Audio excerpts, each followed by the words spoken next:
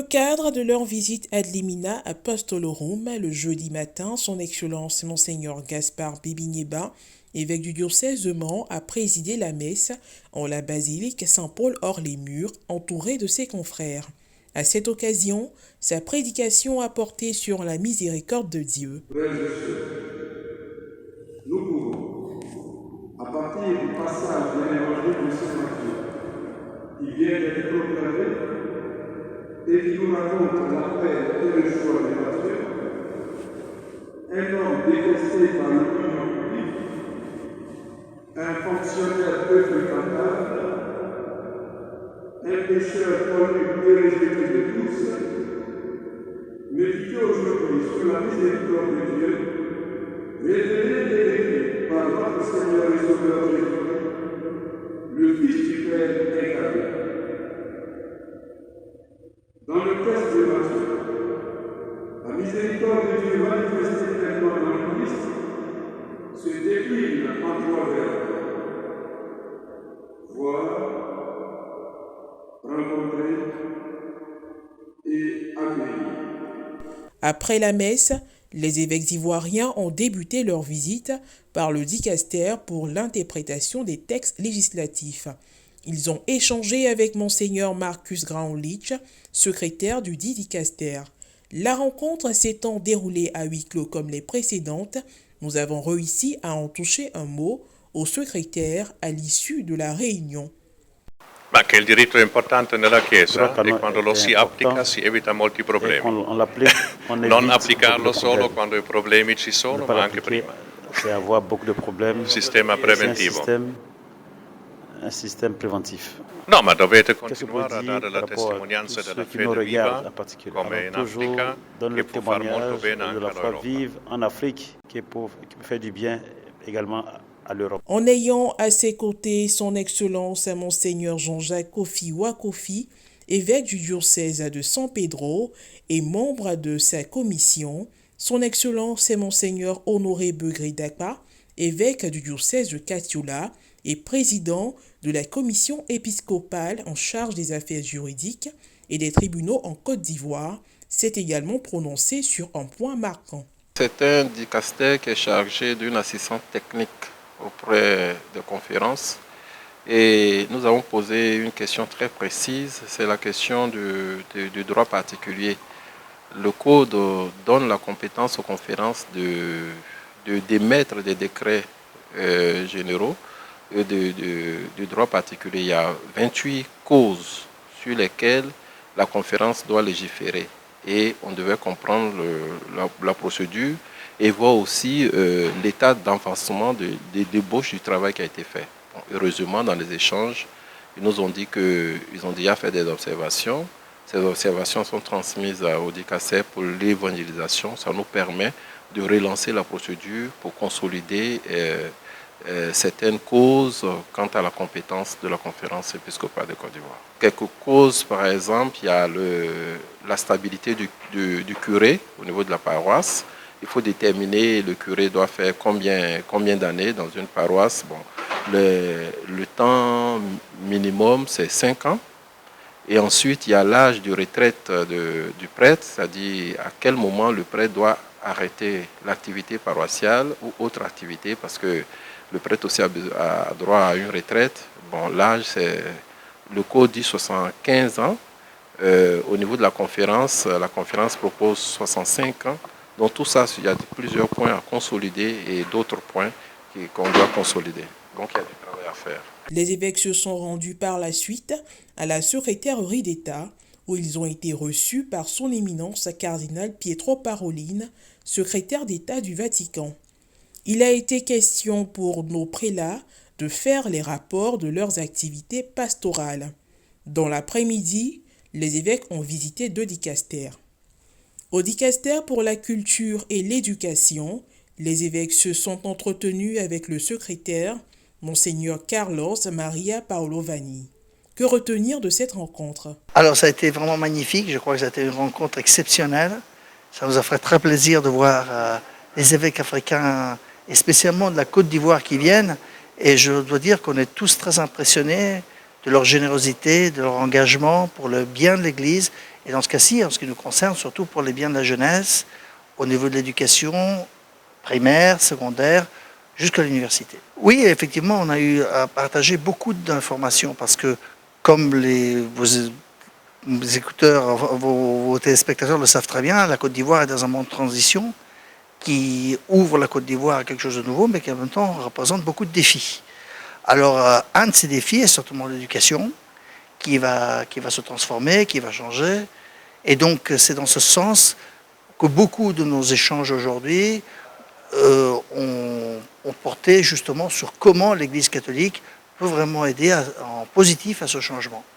En réalité, comme le pape François le veut, nous sommes ici surtout pour aider la conférence épiscopale.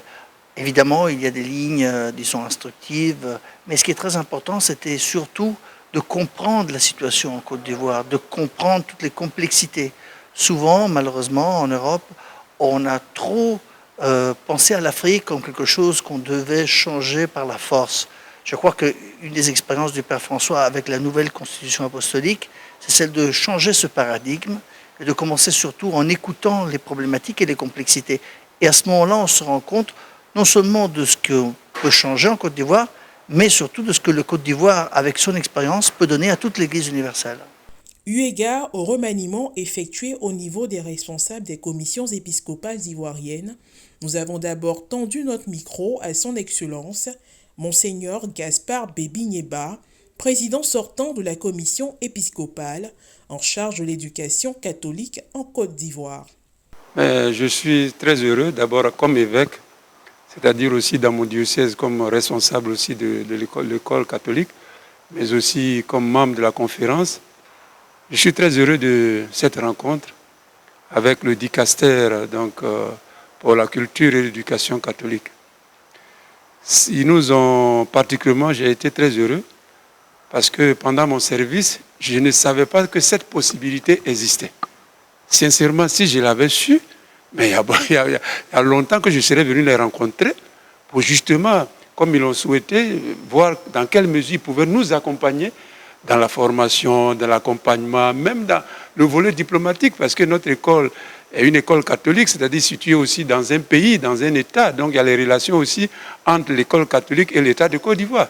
Voilà, donc je suis vraiment très heureux de cette rencontre et je pense que c'est une chance pour Monseigneur Jacques Ayoua, qui est donc mon successeur à la tête de la commission pour l'éducation catholique, qui pourra capitaliser pour que nos écoles vraiment aillent loin et puissent être plus performantes à tous les niveaux, au niveau pédagogique, au niveau financier, au niveau de l'accompagnement de nos enseignants, au niveau pastoral, éducatif, etc., dans tous les domaines. Je suis vraiment très, très heureux de les avoir connus, de les avoir rencontrés, même si je parle, comme vous le savez, l'administration est une continuité. Donc, nécessairement, Monseigneur Jacques va mettre tout cela à profit pour le bien de notre école en Côte d'Ivoire. Ensuite, à son Excellence Monseigneur Jacques Assanvo Ayoua, évêque auxiliaire de Boaké, à qui cette commission a été désormais confiée. Pour lui, la rencontre vient à point nommé. Oui, comme Monseigneur Gaspard vient de le dire, nous avons appris pas mal de choses ici au dicaster de l'éducation qui vont nous permettre d'engager, de continuer le travail qui a été déjà, gros travail, il faut le dire, qui a été déjà abattu au sein de l'éducation en Côte d'Ivoire. Nous avons reçu un certain nombre de directives, des ouvertures nous ont été faites et nous allons prendre contact très rapidement pour essayer d'harmoniser un certain nombre de choses et se faire accompagner pour que non seulement notre éducation entre dans le champ global de l'éducation au niveau de l'Église et au niveau des relations diplomatiques et tout cela, parce qu'il y a eu un travail de mise en norme de l'éducation avec la grande réforme qui a été mise en œuvre et qui va se continuer. Alors, je pense qu'on avait vraiment besoin, le moment était venu, d'avoir ce contact-là pour essayer de faire les choses comme il se doit. Le clou de la journée du jeudi a été la visite des évêques au dicaster pour les instituts de la vie consacrée et les sociétés de vie apostolique. Son Excellence Monseigneur Jean-Jacques Kofi Wakofi, évêque du diocèse de San Pedro et président de la commission épiscopale en charge de la vie consacrée en Côte d'Ivoire, nous a dit l'essentiel à retenir aux sorties de la rencontre. Bien comme les autres rencontres, je pense que d'abord le plan a été donné d'abord par le préfet du Caster, de la vie consacrée, et puis aussi des sociétés de vie apostolique, comme par exemple les SMA et les autres. Alors, il a été demandé comment était la vie de la vie consacrée et des instituts de vie apostolique dans notre diocèse et dans notre pays, la Côte d'Ivoire. Et partant de ce que nous avons vu, nous avons essayé de leur expliquer un peu que d'abord nous avons été évangélisés par des religieux, par les SMA, et puis des années plus tard appuyés par les Sœurs Notre-Dame des Apôtres, qui sont des religieux et puis aussi des religieuses. Et à partir de là, nous avons évolué. L'Église de Côte d'Ivoire a évolué et il est arrivé à des moments où il fallait mettre en place une commission.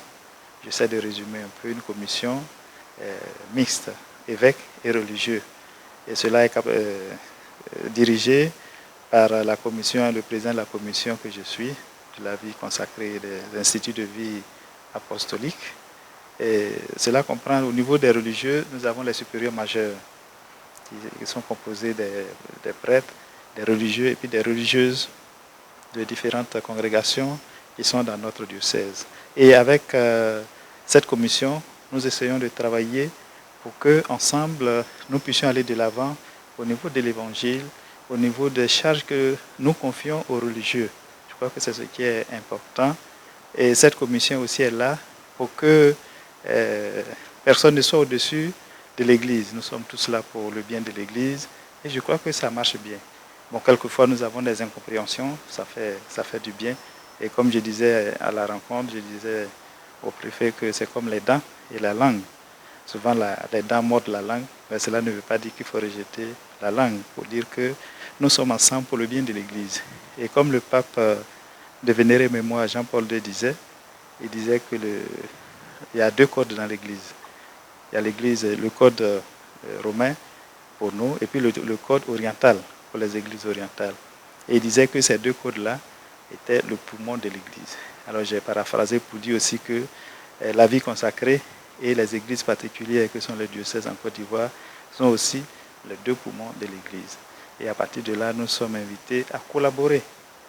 Puisque là, nous sommes invités tous, nous sommes prêtres, nous sommes religieux, religieuses, nous devons faire avancer l'Évangile. Et le rôle que beaucoup de congrégations jouent dans notre pays, c'est que, bon, du côté social, du côté caritatif, du côté de l'enseignement, du côté de la santé, et nous leur confions souvent des responsabilités dans nos diocèses. Et par là aussi, il y a des congrégations aussi qui ont leurs propres centres de santé, leurs propres écoles, et nous les soutenons. Et comme je l'ai dit souvent, il y a des grincements, mais cela fait partie de la vie humaine, cela fait partie de l'Église qui cherche à bien faire. Quand tout est parfait, c'est que nous ne sommes plus des hommes, nous essayons d'avancer. Et je crois que nous sommes très heureux d'avoir des congrégations dans nos diocèses. Nous sommes très heureux de participer, d'aller avec eux, avec ces religieux-là et religieuses, pour la mission de l'Église. Et je crois que le préfet nous a invités à aimer et à aider, surtout à aimer les religieux et les religieuses, parce que sans amour, rien ne peut aller. Et nous savons qu'en Côte d'Ivoire, nous aimons nos religieux, nous aimons nos religieuses pour le bien de l'Église.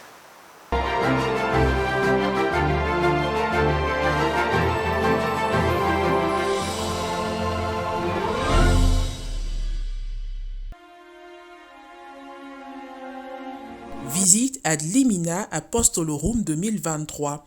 La journée du vendredi 22 septembre dernier a été particulièrement marquée par l'audience accordée aux évêques catholiques ivoiriens par le Saint-Père. La joie et la sérénité étaient perceptibles chez les prélats confortablement installés dans l'un des salons du palais apostolique appelé Salon du Trône.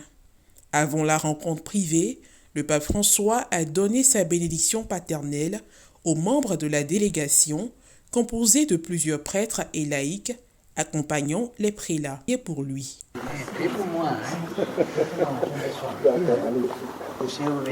Amen.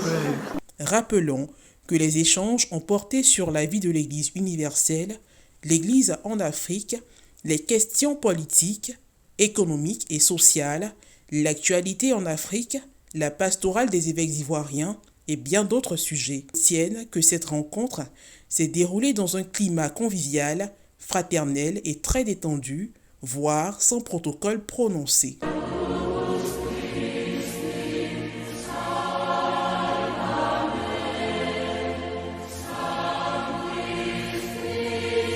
Dans l'après-midi, ils se sont rendus au sanctuaire Trefontane, en français, Trois Fontaines, situé au sud de Rome.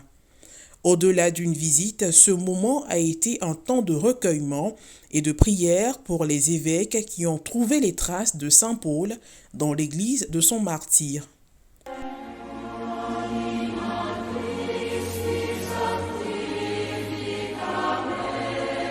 Ce lieu sacré est le plus important du point de vue historique de l'abbaye. Selon une tradition très ancienne, l'apôtre y fut conduit le 29 juin 67 pour être décapité. La tête de Saint Paul aurait rebondi 3 fois sur le sol et à chacun de ces 3 emplacements, 3 sources auraient jailli.